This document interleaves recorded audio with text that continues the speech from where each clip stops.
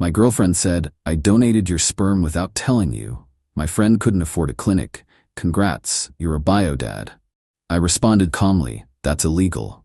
Then I called a lawyer, filed charges, and contacted the friend with a cease and desist. When child services got involved and started investigating everyone involved, I, 31 male, was sitting on the couch last Tuesday when Madison, 29, came home looking weirdly excited. We'd been together for almost 2 years, living together for 6 months. She worked in HR, I'm a software developer. Normal couple stuff. She dropped her purse and sat down next to me with this huge smile. So I have some news. You know how Felicity's been struggling with wanting to have a baby but can't afford the fertility clinic prices? Felicity was her best friend from college. I'd met her maybe 5 times. Single, worked as a receptionist at some dental office, wanted to be a mom but didn't want to wait for a partner. Fair enough, her life. Yeah? I said, not sure where this was going. Well, I helped her out. Remember those samples you gave at the urologist last year when you were worried about that infection? My blood went cold. What about them? She was still smiling, like she'd done something amazing. I work in medical billing, so I have access to the lab system. I convinced the technician I knew to let me have one of your frozen samples, told her it was for us, for our future family planning. Then I gave it to Felicity. She did an at-home insemination last month, and it worked. She's pregnant. Congrats, you're going to be a biodad. I stared at her. My brain couldn't process what I was hearing. You? What? I helped Felicity get pregnant, with your sperm.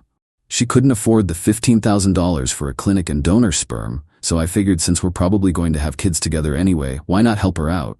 You've always said you wanted to help people. The room was spinning. Madison, that's my biological material. You can't just give that away. That's illegal. She rolled her eyes. Oh, don't be dramatic. It's just some cells. You aren't using it, and now Felicity gets to be a mom. Isn't that beautiful?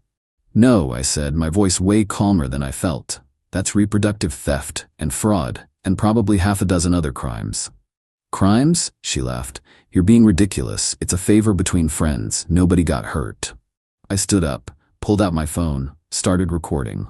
Madison, I need you to explain again, on camera, exactly what you did. Why are you recording me? Because what you just admitted to is multiple felonies, and I need documentation. Her face changed, first confusion, then anger. Are you serious right now? I did something nice. I helped my best friend become a mother. You should be honored. Honored that you stole my genetic material and used it without my consent? That you committed fraud to access medical records and samples? That you potentially made me legally responsible for a child I never agreed to father? You're overreacting. No, I'm calling a lawyer, right now. I walked into the bedroom and shut the door. My hands were shaking as I searched for a reproductive rights attorney in our area. Found one with good reviews, left a voicemail explaining the basics and asking for an emergency consultation. Then I called the urologist's office, explained what happened. The receptionist transferred me to their office manager, who transferred me to their legal department. Within 15 minutes, I had confirmed they were launching an internal investigation into how my sample was accessed and removed from storage. When I came back out, Madison was on the phone. I don't know, he's freaking out about it. Yeah, I told him, he's being such a jerk about this, Mom. I sat down and waited for her to finish. She hung up and glared at me. My mom thinks you're being selfish. Your mom doesn't understand the law. What you did is theft. And depending on how the friend used the sample, there could be additional charges. If she forged any documents claiming to be me or claiming I consented, that's fraud too. Oh my God, stop. You sound like such an asshole right now. Felicity is over the moon. She's finally going to have the baby she's always wanted. Why can't you just be happy for her? Because I didn't consent to fathering her child, Madison. Consent matters in everything. It's not like you have to raise it. She's not asking you for anything. That's not how it works legally. And even if it was, that's not the point. The point is you violated my bodily autonomy. You stole genetic material from me. You committed crimes to do it. She stood up, grabbed her keys. I can't deal with you right now. I'm going to Felicity's. Maybe you'll calm down by the time I get back. She left. I sat there for a long time, just processing. Then I made a list, called a criminal defense attorney my coworker had recommended once, left another voicemail, started documenting everything, the date I gave the sample, the date she told me, her exact words, the recording I'd made. The attorney called back that night. His name was Vincent, been practicing for 20 years. I explained everything. Holy hell, he said. Okay, first thing tomorrow, you need to file a police report. This is reproductive coercion, theft, fraud, probably HIPAA violations on the medical facility's part. Second, we need to get ahead of any potential paternity claims. Third, you need to decide if you want to pursue civil damages. What are we looking at here? For her, criminal charges that could mean jail time. For you, you need protection from any future claims on that child. The fact that she's already born or will be born doesn't make this legal. You had no knowledge, no consent. We can establish that from the start. And my girlfriend? Ex-girlfriend, I'd recommend. She committed serious crimes, and she doesn't seem to understand that. Update 1. Filed the police report Wednesday morning. The detective's face, when I explained what happened, was something else. He said they'd seen reproductive coercion cases before. Women stealing condoms, men sabotaging birth control, but never quite like this. The medical facility angle makes this bigger, he said. That's federal stuff, potentially. HIPAA, medical records fraud, will need to coordinate with the DA's office. Madison came home that evening. I'd packed her stuff, had it in boxes by the door. What is this? She asked. You need to leave. Are you kidding me? You're kicking me out? You committed multiple felonies, Madison. Yes, I'm kicking you out. You need to find somewhere else to stay. I paid rent here.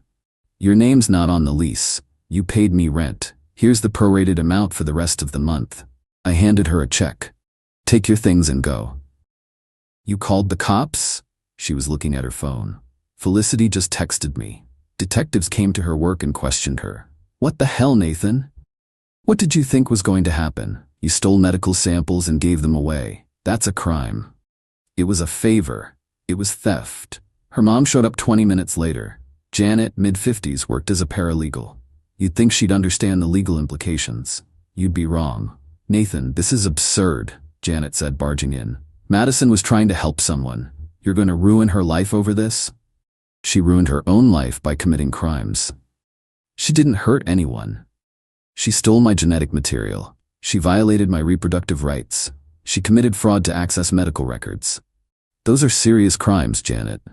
Nobody sees it that way. It's just a favor between friends. The police see it that way. The DA's office will see it that way. And honestly, I don't care how you see it. Madison was crying now.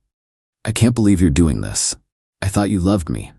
I did, before you proved you don't understand consent or basic legal boundaries. What about Felicity's baby? You're going to ruin her life too? Felicity participated in fraud. She used stolen genetic material. If she signed any documents claiming I consented, that's more fraud. She made her choices. Janet pointed at me. You're a cold, heartless bastard. That baby is innocent. The baby is also not my responsibility. I never agreed to father it. When this goes to court, that'll be established. When this goes to court? Madison's voice went shrill. You're suing us? My lawyer's drawing up a cease and desist for Felicity. She's not to contact me, not to list me on any birth certificates, not to make any claims of paternity. If she violates that, yes, there will be a civil suit. The criminal charges are already filed. My phone rang. Vincent, I answered. Nathan, just got word from my contact at the DA's office. They're taking this seriously. Probable cause for multiple charges. They want to interview you tomorrow. Understood. Madison was staring at me. Who was that? My attorney. You actually hired a lawyer? For this? For multiple felonies, yes. Janet grabbed Madison's arm. Come on, honey, we're leaving. Let him rot in his self-righteousness. They loaded up her boxes. Before leaving, Madison turned back. Felicity's baby deserves a father. You're going to regret abandoning your own child. It's not my child. I never consented to create it. And that'll be legally established. They left. I locked the door and sat down. My hands were still shaking. The next few days were a blur. Gave my statement to detectives, provided all documentation. The urologist's office confirmed the sample was accessed improperly, that Madison had used her medical billing credentials to gain access to the lab system, that she'd convinced a technician it was for our personal use.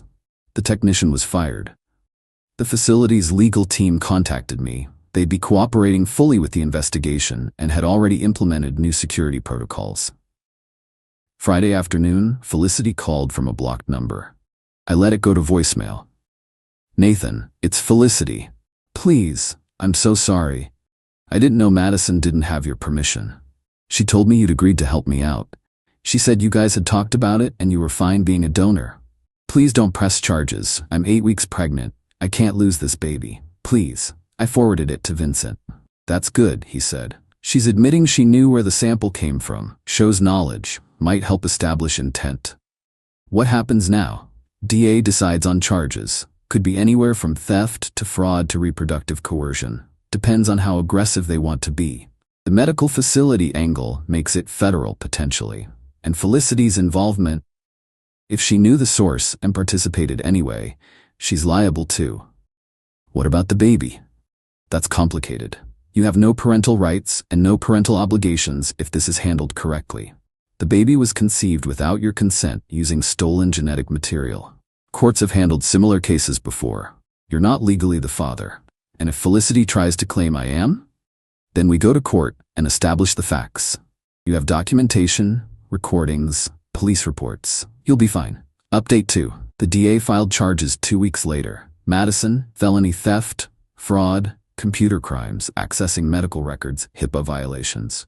Felicity, conspiracy to commit fraud, receiving stolen property. Madison's lawyer sent a letter saying the charges were excessive and vindictive, and that I was weaponizing the legal system against a woman who was just trying to help a friend.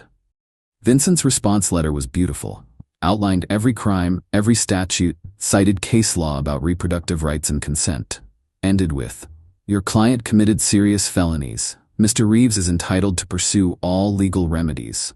Then the social worker showed up. She knocked on my door on a Thursday evening, showed her ID, Child Protective Services. "Mr. Reeves, I'm Darlene from CPS. We need to talk about the baby that's going to be born in about 7 months." I let her in, offered coffee. She declined. "I've read the police reports," she said. "This is unprecedented in my career, but we need to establish the child's welfare situation. Miss Felicity Nguyen is claiming you're the biological father and that you've abandoned your child. I'm not the father, not legally. The sample was stolen. I never consented. I understand that's your position. But biologically, if this baby is born and tests show you're the genetic father, there are welfare considerations, which should be addressed to the person who stole my genetic material and the person who used it knowing it was stolen. That's not how CPS works, Mr. Reeves. We're concerned with the child's well-being. And I'm concerned with the violation of my reproductive rights. I have no obligation to this child. I never agreed to father it." She made notes. "Have you considered that once this child is born, they might want to know their biological father? That child can know their biological father was the victim of a crime, that their mother participated in fraud, that none of this was consensual. You seem very detached from this situation." "Because I am. This child is not mine in any meaningful way. It's the product of theft. The court will decide that. Yes, it will, and I have extensive documentation proving I never consented to any of this." She left after an hour of questioning. Vincent said it was standard procedure but irritating. "They're trying to establish if you're going to be a resource for the child," he explained. "Answer honestly. Stick to facts. Don't let them guilt you." Madison's mom sent me a Facebook message. "You're gonna burn in hell for what you're doing to that innocent baby. Felicity is struggling financially and emotionally, and you're making it worse. Be a man and take responsibility." I screenshot it and sent it to Vincent. More evidence of harassment. 2 days later, Felicity's lawyer sent a demand letter. She wanted $2,500 a month in child support starting immediately, medical expenses, and a guarantee I'd be listed on the birth certificate.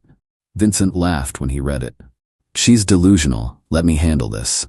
His response was brutal. "Your client participated in fraud to acquire stolen genetic material. She has no legal claim to anything from Mr. Reeves. Any further harassment will result in additional civil action. Your client should be more concerned with the criminal charges she's facing." Then Madison showed up at my work. Security called me down to the lobby. She was there with Felicity, who was showing now. "Look at her," Madison screamed. "Look at what you're doing. She's pregnant with your baby, and you're acting like she doesn't exist." "You need to leave," I said calmly. "You're both under orders not to contact me." "That baby needs a father," Felicity was crying. "I can't do this alone. I can't afford this alone. You should have thought about that before you participated in fraud." "I didn't know. Madison said you agreed." "That's your problem. You believed a thief." Security escorted them out, filed another police report for violating the no-contact order. Vincent said it would help our case. The preliminary hearing was set for 6 weeks out. Vincent explained it would be a long process. Criminal trials take time. Civil issues would be separate. "What's your best-case scenario?" I asked. "Criminal convictions for both of them. Clear establishment that you have no parental rights or obligations. Civil settlement for your legal fees and emotional distress. Restraining order that holds up. Worst case, they plead down to lesser charges. You still get your parental rights clarified, but they do less time. Felicity raises the kid on her own. You're free, but it's messy. I can live with messy as long as I'm free." Madison's parents tried to approach me at a coffee shop. I got up and left. They followed me to my car. "Please," Janet said. "Madison's looking at jail time. Real jail. She made a mistake. Can't you just drop this?" "No. She's my daughter. She's a criminal. She violated my most basic rights. I don't care that she's your daughter." "What about Felicity's baby?" "Not my problem. Not my responsibility. Not my child." "You're a monster," her dad said. It was the first time I'd heard him speak. A real man would step up. A real man respects consent and personal boundaries. Your daughter doesn't. That's why she's facing charges. I drove away, blocked both of them on everything. Final update. The trial took 4 months. Madison pleaded guilty to reduced charges, felony theft, misuse of medical records. Got 2 years probation, $5,000 fine, community service. Could have been prison time, but her lawyer worked a deal. Felicity pleaded guilty to conspiracy, receiving stolen property. 18 months probation, $3,000 fine. Both have felony records now. The civil case settled. They paid my legal fees, $18,000 split between them. Also signed documents permanently waiving any claims of paternity, child support, or involvement from me. The baby was born 3 months ago. Girl. I know because the final court order mentions it. I'm legally not the father. Not on the birth certificate. No rights, no obligations. The judge's order specifically states the conception was non-consensual and criminal in nature. Felicity's parents are apparently helping her raise the kid. She lost her job when the criminal charges became public. Madison's still living with her parents, working temp jobs. No one will hire her with the felony on her record. My mom thinks I was too harsh. That baby didn't do anything wrong, she keeps saying. Neither did I remind her. I was the victim of a crime. Lost some friends over this. People who think I should step up or be the bigger person. Apparently, my boundaries and consent don't matter as much as a baby that wouldn't exist if not for crimes committed against me. My therapist says I'm handling it well, considering. Says most people couldn't process this level of violation. The nightmares are getting better. The ones where I wake up panicking about legal papers or child support claims. Dating's off the table for a while. Hard to trust anyone after someone you loved used your body against you. That's what it was. She used my body, my genetic material, without permission. Violated me in one of the most fundamental ways possible. Vincent says if Felicity ever tries to contact me or make any claims, we go straight back to court. The settlement agreement is ironclad. She signed away any rights to involve me. If she violates it, she pays penalties and potentially more jail time. Sometimes I wonder about the kid. Not because I feel paternal, I don't.